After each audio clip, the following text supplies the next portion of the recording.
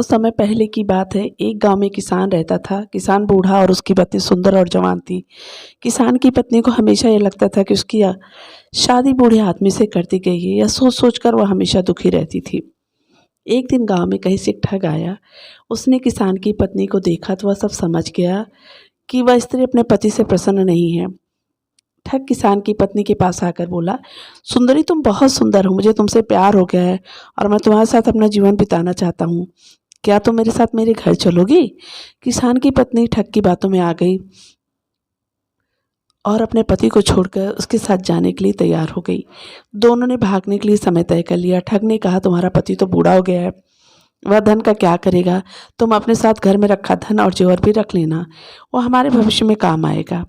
स्त्री उस ठग की बातों में पहले ही आ चुकी थी। उसके कहे अनुसार उसने घर में रखा धन और जेवर भी अपने पास रख लिया और स्त्री जब उसका पति और पूरा गांव सो रहा था तब ठग के साथ घर से भाग गई। सुबह होते होते जब वे गांव से बहुत दूर निकल गए, रास्ते में उन्हें एक बड़ी नदी मिली।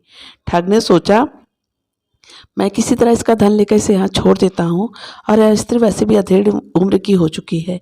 मेरे पास धन रहेगा तो कई जवान सुंदर स्त्रियाँ मिल जाएंगी। नदी को देखकर ठग बोला, प्रिय, इतना सारा धन लेकर हम नदी को पार नहीं कर सकते। पहले मैं इस धन को नदी के पार ले जाकर किसी सुरक्षित स्थान पर रख देता हूँ, फिर भी नदी भी पार करवा दूंगा। किसान की पत्नी पहले ही ठग की बातों में आ गई थी। एक बार भी उसने बिना सोचे समझे ठग को धन की गठरी दे दी और वहीं बैठकर उसके आने का इंतजार करने लगी। बहुत अधिक समय बीत गया परंतु ठग नहीं लौटा। अब किसान की पत्नी को सारा माजरा समझ में आ गया और अपना सब कुछ लूट जाने के बाद दुख से नदी के किनारे बैठकर रोने लगी। उसी समय एक गीदड़ी मुंह में मांस लेकर स्त्री के सामने से गुजरी। गीदड़ी को नदी में एक बड़ी सी मछली दिखाई दी। गीदड़ी ने मछली पकड़ने के लिए उस पर झपट्टा मारा।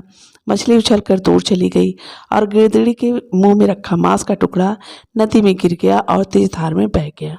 यह देखकर किसान की पत्नी गीदड़ी से बोली, अरे तू तो अपनी मूर्खता के कारण मांस के टुकड़े और मछली दोनों से हाथ धो बैठी। किसान की पत्नी की बात सुनकर गीदड़ी ने जवाब, अरे मूर्ख, तू तो मुझसे भी ज़्यादा बेवकूफ़ है जो अपने प्रेमी के लिए अपने पति को छोड़कर आ गई और वो तेरी धन दौलत लेकर तुझे छोड़कर चला गया।